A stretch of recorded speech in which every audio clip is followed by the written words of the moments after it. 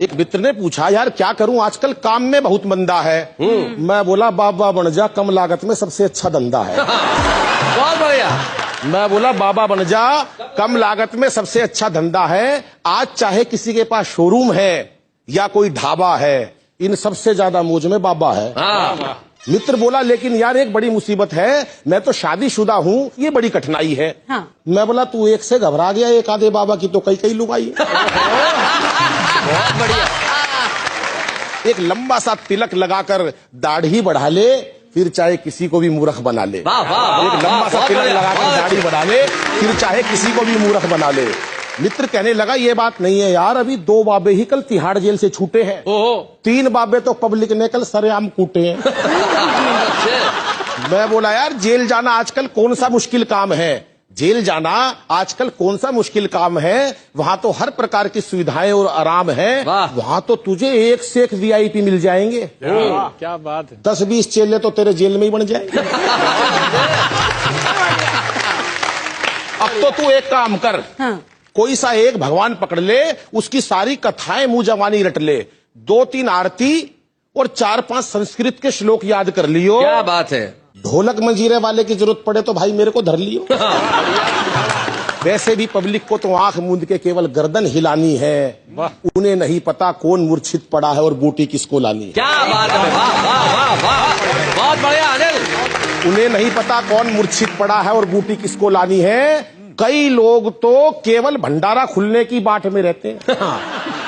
एक आध ऐसे भी आते हैं जो अपनी पुरानी चप्पल बदलने की ताक में रहते हैं। मेरे को तो याद है, एक मंच पर एक महिला ने बाबा से ऐसी प्रीत जोड़ी, भाई साहब 15 मिनट तक बाबा की पिंडी नहीं छोड़ी। चेले ने कहा, बाबा इस पे कोई कृपा बरसा। बाबा बोला, भाई पहले मेरी पिंडी तो छुड़वा। कृपा तो आजकल चुटकियों में बरस जाती है, मात्र गोलगप्पे और डोसा खाने से ही तकदीर बदल जाती है। क्या बात है। वाह वाह वाह। वैसे पब्लिक भी इन्हीं बातों में राजी है, क्योंकि किसी का फेवरेट समोसा है, किसी को पसंद पाव भाजी है।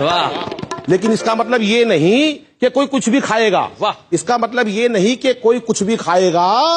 आराम तो तुक दुक जी तभी पड़ेगा जब बाबा बताएगा। बिल्कुल सही। आराम तभी पड़ेगा जब बाबा बताएगा। तेरी यदि ये दुकानदारी चल गई तो फिर राजनीति में भाग्य आजमाना है।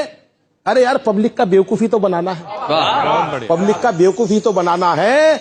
अगर नेता के साथ साथ बाबा हो गया, समझ ले सोने पे सुहागा हो गया। क्या बात है। नेता के साथ यदि बाबा हो गया, समझ ले सोने पे सुहागा हो गया। क्योंकि आजकल भगवान की कथाएं महलों में ही रचती है। अरे झुग्गियों में कहीं भगवत कथाएं बसती हैं। झुग्गियों में कहीं भगवत कथाएं बसती हैं। और ये कथाकार लोग आजकल भगवान को अमीरों के यहाँ ही खिलाते हैं। हिलनी के बेर और सुदामा के तंदुल भगवान अब गरीबों के यहाँ कब खाते? क्या बात है। वाह वाह वाह। भगवान को तो 56 प्रकार के भोग लगाए जाते हैं।